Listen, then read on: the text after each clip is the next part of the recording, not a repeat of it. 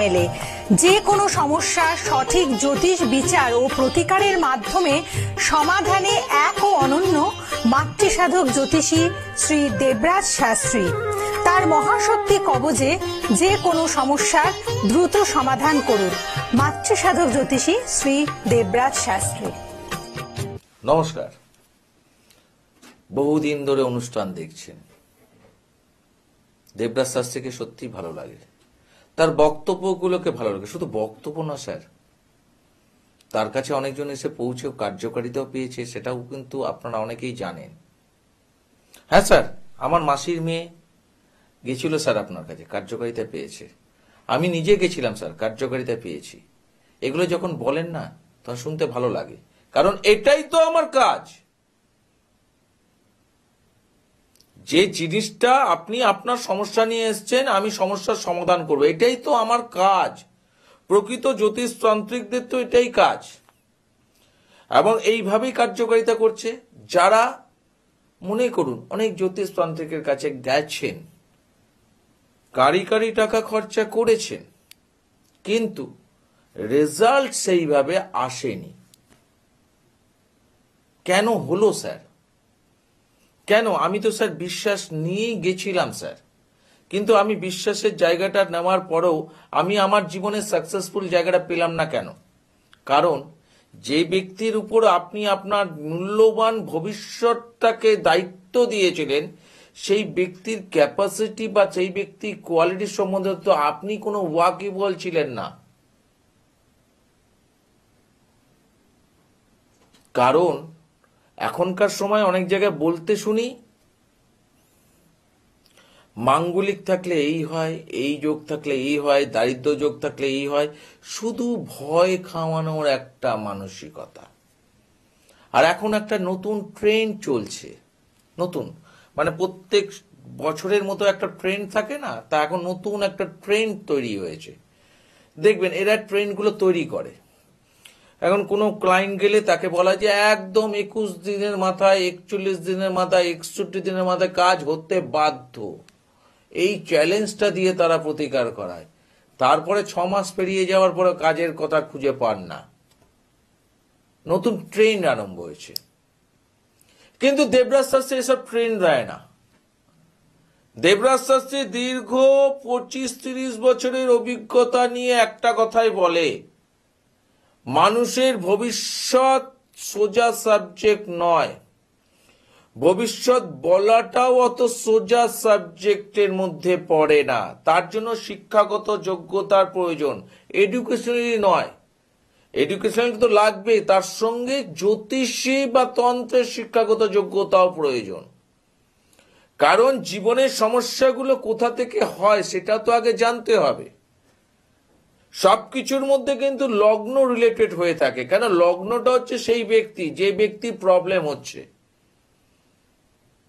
তাহলে আপনার জীবনে কোনটা আপনার জন্য বেটারমেন্ট জায়গাটা দেবে, সেই জায়গাটা ধরবে একমাত্র প্রকৃত শিক্ষিত জ্যোতিষতান্ত্রিকরা। আমি শিক্ষিত কথাটা বারবার বলছি এই কারণে, শিক্ষার একটা বিশাল বড় প্রয়োজনীয়তা হয়ে দাঁড়িয়েছে এই মুহূর্তে। কারণ সবাই ভয় খাওয়ানোর জন্য অনুষ্ঠান বেশিরভাগ ক্ষেত্রে করছে। জানি না তাতে মানুষ কতটা উপকার হচ্ছে, বা সেটা আপনারা নিজেরা জানেন, বা যারা গেছেন তারা নিজেরা প্রতিকার প্রতিবিধান পড়ে গেছেন, তারা নিজেরা জানেন। আমি কিন্তু যুক্তি তর্কের প্রোগ্রাম করতে আসিনি, কে ভালো কে খারাপ এটা বলতে আসিনি। আমার উদ্দেশ্যটা একটাই, প্রকৃত জ্যোতিষ প্রকৃত তান্ত্রিকের শরণাপন্নে হলে সেখানে যদি সেই ব্যক্তি প্রতিকার প্রতিবিধান করে, তাহলে পাওয়ার সম্ভাবনাটা 99.9% কিন্তু পাওয়ানো যায়, যদি ঠিকঠাক ভাবে বিচার করা যায়। মনে করুন আপনি আপনার মেয়ের বিয়ে দিতে চাইছেন, কানেকশন ওয়াইজ এখন দেখাচ্ছে না যে বিয়ের কোনো যোগাযোগের কানেকশনই নেই, কিন্তু আপনি চাইছেন। সেখানে যদি আপনি ফুল বেলপাতা খরচা করেন, সেখানে যদি যজ্ঞে আহুতি দিয়ে মেয়েকে বিয়ের পিঁড়িতে বসাবার চেষ্টা করেন, সেখানে যে আপনার জলের মতো পয়সা খরচা করেও আপনি যে কোনো রেজাল্ট পাবেন না সেটা আপনি না জানলেও কিন্তু দেবরাজ শাস্ত্রী জানে। কারণ দেবরাজ শাস্ত্রী জানে আপনার মেয়ের বিয়েটা কেন হচ্ছে না।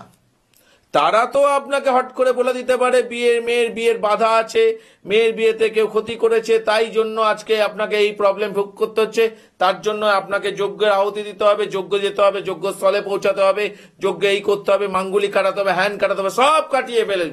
তার জন্য বিভিন্ন অর্থ আপনি খরচা করে ফেললেন, তারপরেও আপনি আপনার মেয়েকে পিঁড়িতে বসাতে পারলেন না বিয়ের। তাহলে দোষটা কোথার হলো? জ্যোতিষ শাস্ত্রের হলো না তন্ত্রশাস্ত্রের হলো? দোষটা জ্যোতিষীরও হলো না, জ্যোতিষ শাস্ত্রের হলো না, তন্ত্রশাস্ত্রের হলো না, শুধু দোষটা পড়লো কিন্তু সেই জ্যোতিষ তান্ত্রিকের উপর, যিনি আপনাকে ভুল পথে পরিচালিত করেছেন।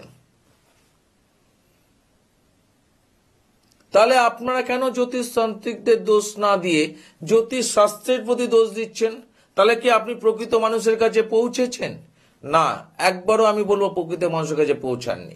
আচ্ছা, আপনি তো স্যার বড় বড় কথা বলছেন, শুনলাম প্রোগ্রামে, অনেকে এটা বলতেই পারেন অপ্রান্ত থেকে। তাহলে এই ব্যক্তিগুলো যখন অনেক জায়গায় কার্যকারিতা না পেয়ে যখন দেবরাজ শাস্ত্রীর কাছে আসে, দেবরাজ শাস্ত্রী যখন বিচার বিশ্লেষণ করে কিছু মানুষকে টাইম দিয়ে দেয়, এই টাইমের পরে প্রতিকার করবেন, আবার কিছু মানুষকে বলে যে এই টাইমে এই প্রতিকার আপনার প্রয়োজন, যেটা আপনার জন্য সফলতা এনে দেবে। সেখানে যখন তার প্রতিকার প্রোটেকশন পড়ে, তারপরে তো মানুষজন সেই জায়গা থেকে কার্যকারিতা পায়। আমি বহুদিন আগে একজন মানুষকে বলেছিলাম যে আপনার সম্পত্তি বা বাড়ি বা জমি একটা হবেই হবে, কিন্তু তিনি যে পজিশনে ছিলেন তিনি তখন আমাকে হেসে বললেন, স্যার আমার যা ক্যাপাসিটি, সংসার চালানোটা দায়বদ্ধতার মধ্যে পড়ছে, আর আপনি বলছেন নিজের একটা সম্পত্তি হবে। সারা জীবন স্যার ভাড়া বাড়ি থেকে কেটে গেল। কিন্তু সুন্দর লাগে যখন সেই মানুষটি যখন 7-8 বছর পরে আবার যখন দেখা করতে আসে বা ফোনে আসে অন্য কোনো সমস্যা নিয়ে, তখন সেই মানুষটির কথাটা আমার মনে নেই, কিন্তু সেই মানুষটি যখন তোলে যে স্যার আপনি স্যার আমাকে আজ থেকে 7-8 বছর আগে আমাকে প্রেডিকশন করেছিলেন যে আপনার একটা সম্পত্তি হবে, আমি কখন স্যার হেসেছিলাম স্যার, কেন ভাড়া বাড়িতে চিরজীবন কাটিয়ে গেলাম, সংসার চালানোটা দায়বদ্ধতার মধ্যে পড়ছে, মানে দায় হয়ে পড়ছে, আর সেখানে আপনি বলছেন একটা সম্পত্তি, সেটা তো আমার কাছে স্যার একটা মানে হাস্যকৌতুক জায়গায় তৈরি হয়ে যাওয়ার। কিন্তু সে তখন এক জায়গায় বললেন, জায়গাটার নাম আর বলছি না, সেখানে সে নিয়ে বললেন স্যার ওখানে আমি একটা ফ্ল্যাট নিয়েছি, আপনি বলেছিলেন স্যার, সেটা আমি বাস্তবে দেখলাম মিলে গেল। এইটাই হচ্ছে প্রকৃত জ্যোতিষ। তাকে কিন্তু কোনো প্রোটেকশন দিইনি, বিচার করে দিয়েছিলাম, তাতেই তিনি যার জায়গায় তিনি দেখতে পেলেন। সবসময় প্রতিকার পড়লে কার্যকারিতা পাওয়া যায় না, প্রকৃত বিচার ঠিকঠাক ভাবে যদি করা যায় অনেক সময় প্রতিকার ছাড়াও কার্যকারিতা পাওয়ানো যায়। আমি এই কথাগুলো কেন বলছি?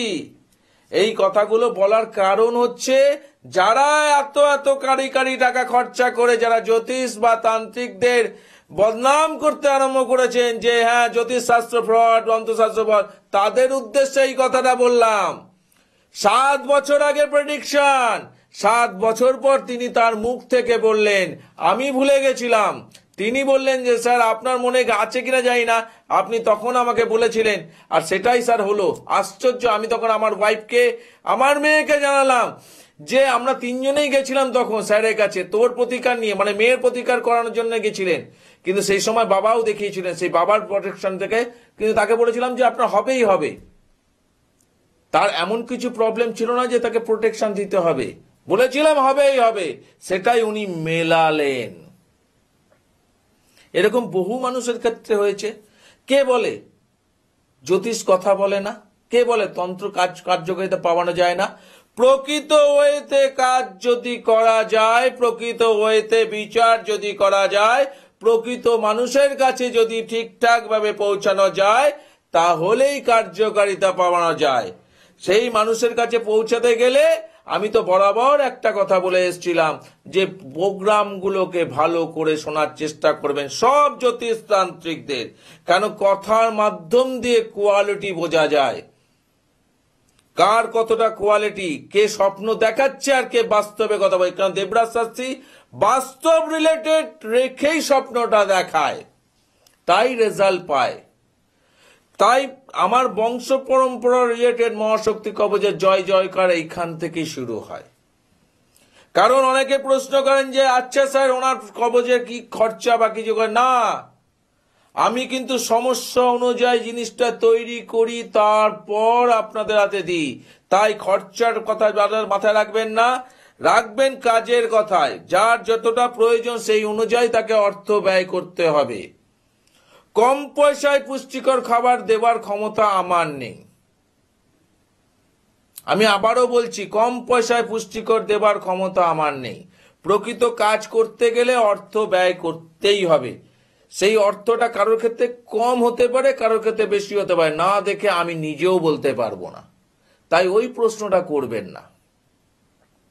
আর যারা প্রকৃতভাবে সমস্যায় পড়েছেন, যে সমস্যায় হোক, শুধু বশীকরণ নিয়ে আসবেন না, মারণ উচ্চাটন ক্ষতিকারক কাজ করা নিয়ে আসবেন না। এইসব জিনিস আমাদের বংশ পরম্পরায় হয় না। হ্যাঁ, মারণের শিকার হয়ে পড়েছেন, ক্ষতি করে ফেলেছে আপনাকে, বাঁচতে পারছেন না, বহু জায়গায় গেছেন, কেউ আপনাকে সেই জায়গা থেকে কিছু প্রতিকার করেও বাঁচাতে পারেনি। সেই জায়গায় যদি আপনি আমার কাছে ভাই ভরসা নিয়ে আসেন, আমার মহাশক্তি কবচ পড়ানোর পর দেখি আপনার ওই জায়গা কাটে না কি করে। সেই জায়গাগুলোকে তাকে বুঝতে হবে। বহু মানুষ এইভাবে এসছে, অনেক কিছু জিনিস যেগুলো আমরা মিডিয়ার মাধ্যমে বলতে পারি না, এমন ক্রিটিক্যাল পজিশনের কাজ যেগুলো মিডিয়াতে বলতে পারি না আমরা। কেন আমরা বলবো? কেন মানুষজন যারা আমাকে ভরসা নিয়ে আসবে তারাই বলবে যে হ্যাঁ ওনার কাছে গেলে কার্যকারিতা পাওয়া যায়।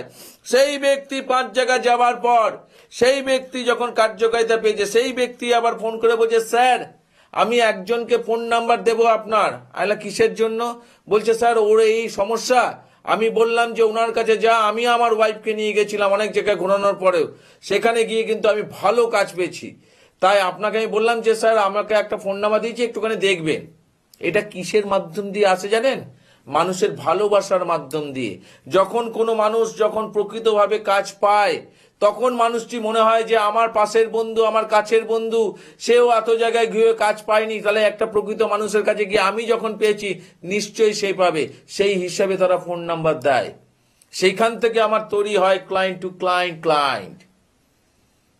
আর আমার জয় জয়কার বংশ পরম্পরা রিলেটেড মহাশক্তি কবচ যার গলায় থাকবে তাকে সেই সমস্যা থেকে মুক্ত হতে হবে।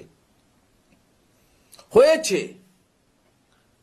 আজকে একজনের প্রবলেম হলো, তারপরেই বললো যে স্যার আমার দিদি এখন ভালো আছে, আমি আমার জায়গায় প্রবলেম নিয়ে আসবো, আমার স্যার হাজবেন্ডের একটা সমস্যা, সেটা নিয়ে আমি আসবো। আমি বললাম এই সপ্তাহে তো ভিড় আছে, এই সপ্তাহ হবে না। বোঝা শিখেছে স্যার, খুব আর্জেন্ট ছিল স্যার। আল্লাহ ঠিক আছে পরের সপ্তাহে যোগাযোগ করো। পরের সপ্তাহে এসছে। কিভাবে আসছে এরা? কিভাবে কার্যকারিতা পাচ্ছে? প্রকৃত মানুষের কাছে পৌঁছাবার চেষ্টা করুন। কাউকে দোষ দিয়ে নয়, নিজের সমস্যা মুক্ত করার জন্য নিজেকেই চেষ্টা করতে হবে, আর সেখান থেকেই সফলতা হবে। প্রকৃত মানুষের কাছে পৌঁছাবার চেষ্টা করুন, কার্যকারিতা নিজেরাই বুঝতে পারবেন। আজকের সময় নেই, আজকের মতো বিদায় নিতে হবে। আবার দেখা হবে ঠিক একই সময় একই টাইমে। আজকের মতো বিদায়, নমস্কার।